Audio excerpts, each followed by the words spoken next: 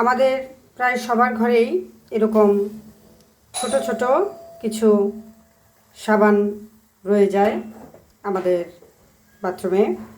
তো অনেকেই আমরা এই সাবানগুলো ফেলে দিই। আমি ফেলি না, আমি সাবানগুলো রেখে দিই। এখন আমি দেখাবো এই সাবানটা দিয়ে আমি ঠিক কী করব। সাবানগুলি প্রায় গলতে শুরু করছে, আরও কিছুক্ষণ সময় লাগবে। এই যে আমার সাবান, এটা একদমই গলে গেছে। গলে এরকম একটা মিশ্রণ তৈরি হয়েছে। এটা এখন আমি যেখানে সাবানটা বসাবো, মিশ্রণটা আমি সেটার উপরে ঢেলে দেব। আমি এই যে এখানে এমন একটা সাবানের কেস নিয়েছি, এটার মধ্যে আমি এই মিশ্রণটা এখন ঢেলে দেব। এই যে এখানে আমি একটা মিশ্রণ ঢেলে দিচ্ছি, এখন আরেকটা ঢালবো।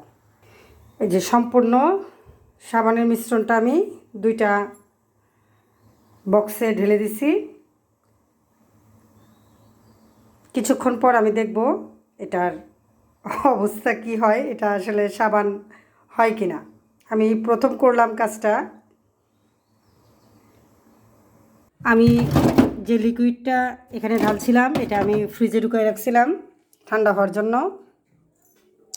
এখন আমি দেখি সাবানটা প্রপারলি হয়েছে কি না। হ্যাঁ, এই যে সাবান জমে গেছে, সাবান জমে গেছে। এই যে এটা আরেকটু হবে, আরেকটু নরম আছে।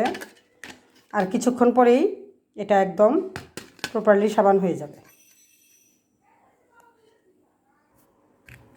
এই যে আমার সাবান হয়ে গেছে। এখন আমি দেখি সাবানটা।